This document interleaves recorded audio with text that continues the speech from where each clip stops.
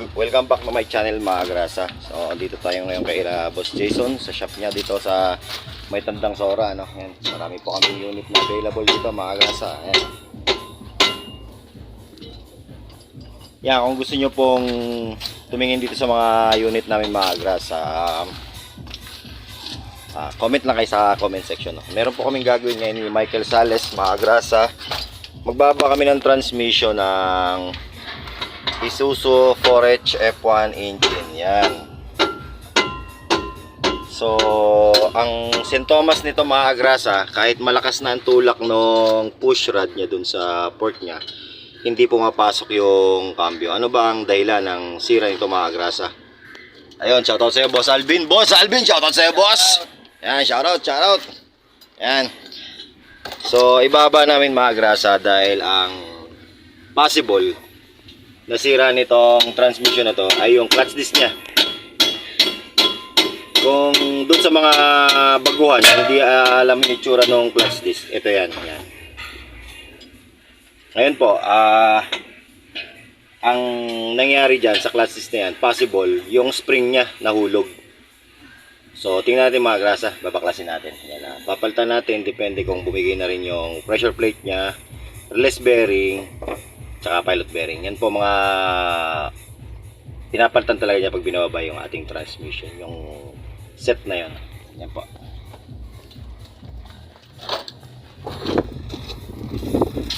Ayan, nandyan na si Michael Sales mga grasa sa ilalim. Ayan na, pasipol-sipol na lang at nakadali kahapon. At ngayon wala na. At ngayon wala na. Ubus na. May dilaw, kuryente, tubig. Yan lang buhay. Okay.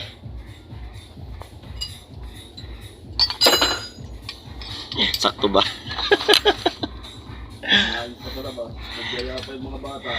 Nakita ko nga kayo eh. Sabi ko, ba? Kay Kiyabong nga. Nagpunta ako dun ah. Nauna ako saglit lang pag uwi ko. Punta kagad ako kay Kiyabong. Sabi ko, pupunta yung kila Kiyabong, kakakain yun.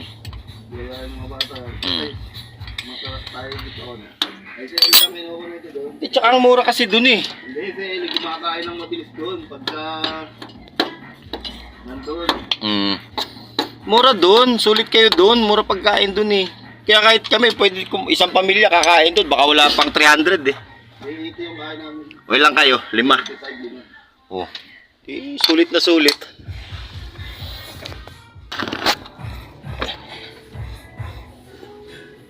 So yan na mga grasa. So ang nangyari sa kanya, no, nanikit, hindi pala siya nalaglagan ng spring. So nanikit siya, ang possible nito mga grasa, nilubog to sa baha. Tapos biglang patay. Oo.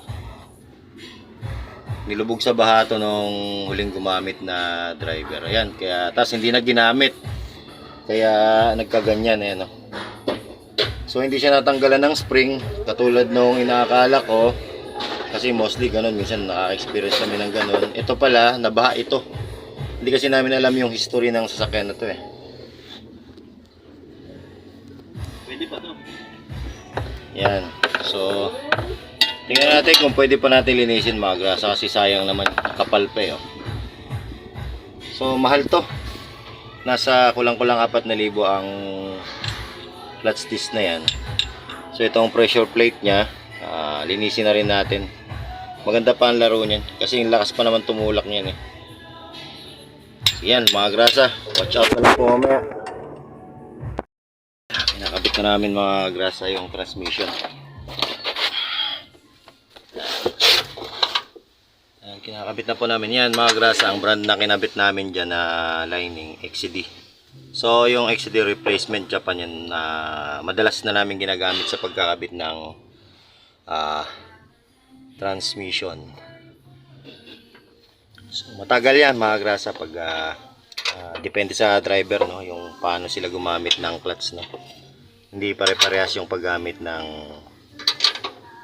driver sa clutch, lalo na kung paiba-iba ang may hawak ng sasakyan. Hindi nagtatagal yung lining niya. Yun ang madalas mangyari sa mga paiba-ibang driver, no, yung hindi pagtagal ng clutch lining niya. So ayun po.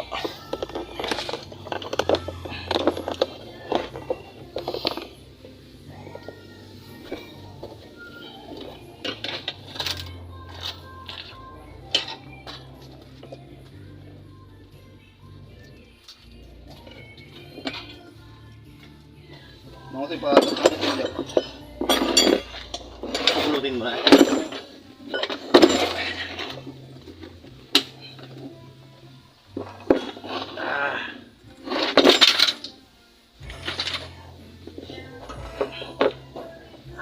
Ito po talaga ang buhay ng mga mekaniko.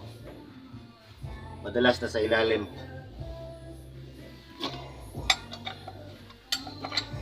Sa gabi. Loko. Madalas ba sa ilalim? Sa gabi, nasa ibabaw.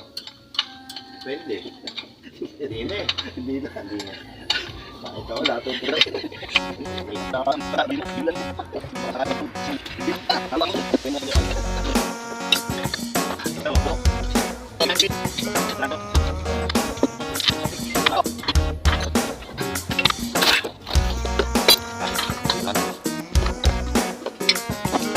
Galing ka.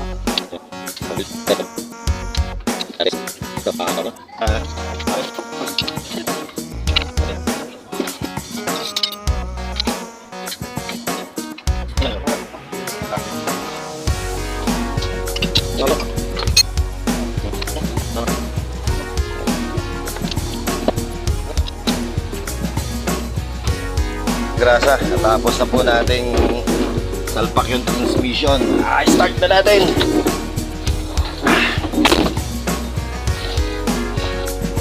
Start siya. Start natin.